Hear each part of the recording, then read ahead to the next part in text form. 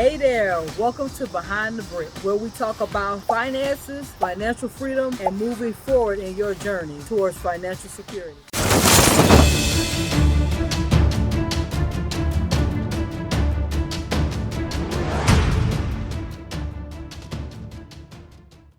This is part 5 of this series of FHA 203K loan. Insight about me buying a property on the south side of Chicago, utilizing FHA 203K loan in the hot Woodlawn area. So week 5, very uneventful as far as the project itself. We were still awaiting inspections this week. However, we did have some things that came up. And one of those things that came up was that last week, where we talked about the appliances not being operational and having the repair tech come out. So the repair tech came out on Thursday, took a quick look around after repairing the motor on the refrigerator, doing some service maintenance on the dishwasher, and noticing that he was not going to be able to save the washer and dryer. From there, I reached out to one of this great company, celebrity junk removal, Frederick Williams, and I always want to plug people who do great work, and he did an awesome job. His customer service was top. I sent him a message advising him that I had some junk I wanted to remove. I got a response within 30 minutes to an hour. 2 hours later, I had a quote and a time frame in which he could come out. All of this was very quick, and it was at 11 o'clock at night. For those who don't know, I have a 9-to-5 that I currently am an operations manager, which takes up quite a bit of my time. So I usually work on the business after I get off work. Hey, that's the life in which we lead as we're trying to move from six-figure incomes to financial security. And so those things took place during the week, whereas then we actually got the junk removed, everything was out. Then I got some very troubling news from one of the tenants and found out that there are rodents in the dwelling. That is super unfortunate. And because I am all about customer service, I immediately got on the phone with a couple of exterminators, and we picked the exterminator, got that exterminator out there the very next day. The exterminator did a complete assessment of the property, laid some poison and some traps down so we could be able to rid ourselves of those rodents.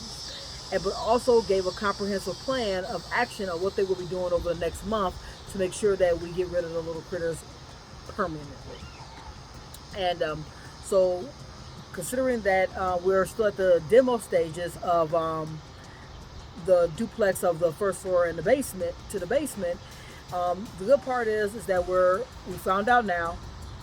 We were actually on top of it. We got some information as quick as possible, and hopefully this problem will be remedied pretty quickly. Not to say I'm oblivious to the fact that rodents are very difficult to get rid of once they are in. So now we have to work with the exterminator to get them out. And as I said, being big on customer service, I am a service-based person, because at the end of the day, everything we do is a part of customer service. Whether you have a large company or a small business. Speaking of small businesses, I wanted to speak a little bit about my sponsor. JTDKB has a clothing line called I'm Possible, which is about inspiration in everything that you do. So their website is www.sayimpossible.com. One more time, that's www.sayimpossible.com. They have a lot of great shirts, pants, hats, things of that nature. A lot of fashion gear to support the cause of homeless veterans in the Chicagoland area, which they are giving 10% of all profit to those organizations to help the veterans get off the street and into housing. So check them out. That's JTDKB MKB Enterprises. Featured line, I'm Possible. Website is www.sayiampossible.com. Check them out. As we are going along this project, I wanted to make sure I gave you guys some real information and told you a lot about things that are going on within the project on an ongoing basis. Hopefully these things will allow you guys not to fall into some of the same fall into the same issues that I might fall into. And I don't mind being a test dummy, guys, because as I'll state in more videos to come, if you're not up, out, and moving, then there'll be no reaping any benefits. So we have to get out there and be in action towards the goals so we can continue reaping those benefits. So that's a little bit about my philosophy. I stay in action, I set those goals, do some actionable steps, and stay focused on moving forward. Even when you fall, you got to get back up and continue moving forward. So currently, project we're waiting for. So we got some good news on Friday. We have an inspection set for Thursday, which is great. So 7/27, inspector comes out, takes a look at the plumbing, and from there it determines if our plumbing is good to go. We continue on with our project, which has 5 more steps to being complete. So we're currently only at step 1, but I have a great team of people who are providing me great information along the way. And even if our timelines don't align always, I'm always having those conversations where we reset expectations and understand where each and one of us are trying to go for the future. I was hoping to have the property open for tenants by between August 1st and August 15th. It doesn't look like that's going to happen, which is a bummer.